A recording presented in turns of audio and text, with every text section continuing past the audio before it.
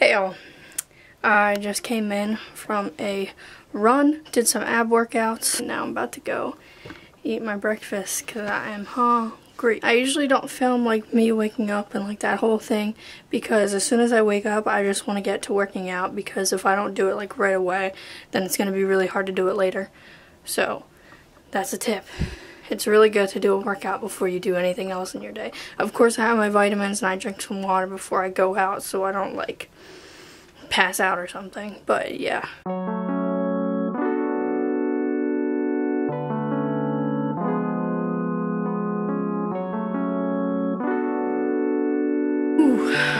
Just had a really awesome, amazing moment with the Lord. It's so important to just take time out of your day to just be with Him and ignore everything else around you. It's so nice. We need Him so much. I can't fully explain the peace and love that I experience through God. Pray that everybody watching and just everybody in my life just experiences that. He's so good. He is so good. I always regret neglecting the fact that spending more time with Him changes me. It's just like spending more time with a specific person in your life, like a friend or a family member. You start morphing into them or just getting things off of them, like their catchphrases, the way they talk, just how they act. It's how it is for God. If you spend more time with Him, then you'll start slowly becoming more and more like Him each and every day, each and every time that you give your time to Him. I just let things distract me so much. I just want to encourage you today to reflect on the things truly important in your life. Are you giving them enough attention? Are you? What is important in life? What's important right now?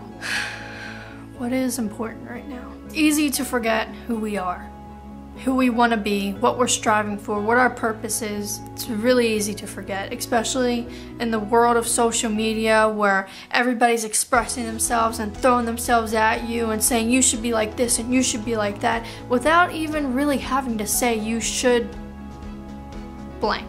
It's very easy to just get that thought in our head because social media subjects us to that. It makes us feel like we need to live up to like a certain potential, that we could always be doing more, and it drives us crazy. We could always be better. Yes, that is true. We can always be better. We can always be doing more. But what could you be doing right now differently? It's not about what we do. It's about our intention. It's about what's in our heart. And it's about who we are. And if we don't know who we are, then everything else we do is just a mess. It's so easy to forget who we are. I did for a little bit. Try to change myself to fit other people, because after a while it was just a little hard, but I won't. And after just reflecting and spending time with God today, just gave that all to Him, gave all my concerns, and I just see so much clearer now. Isn't that funny? Isn't it funny how I, and maybe you, always have the answers in our head, but we lie to ourselves and make ourselves believe that we don't know what to do. We haven't learned whatever it is. But the things that people fall into that just aren't good for them are things that have been taught to us our whole life, like not to do. You know what I'm talking about, just how people live. Like since we've grown up, we've always heard, don't do this, don't do that. It'll lead you down the wrong path, and then people still do it. And you know what's right. There's something that just didn't connect. Something missed you. You know what's right. You know. And maybe you don't want to agree with me right now. Maybe you just want to ignore and you want to click off this video. But deep down you know you know. And that means something. What are the fruits of the Spirit that you lack? That you are weak in? That you could use more help in getting to be like that? For me, it's patience and gentleness. Really bad with waiting.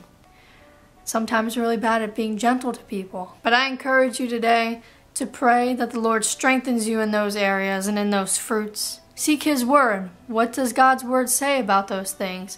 Pray, study, Go deeper. Don't just read a couple verses and be like, okay, I get a little bit more. Now I'm good. We're Gucci. No, no, no. Go deeper into this. Focus on God and just ask Him to strengthen you where you are weak. Don't neglect the things that you need help in and that you're weak in because you don't want to face it and you're like, I'm just bad at this and I'm just gonna push to the side and ignore it. No. That's where you need to put the most pressure. That's what I've been doing for so long. Not even just with spiritual stuff, but physical stuff, like math.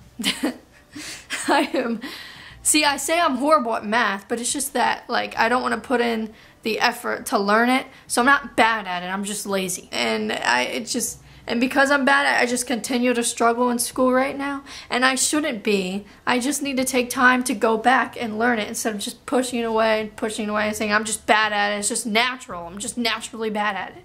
No, I gotta put more pressure. Apply more pressure to where you are weak, and you will be strong.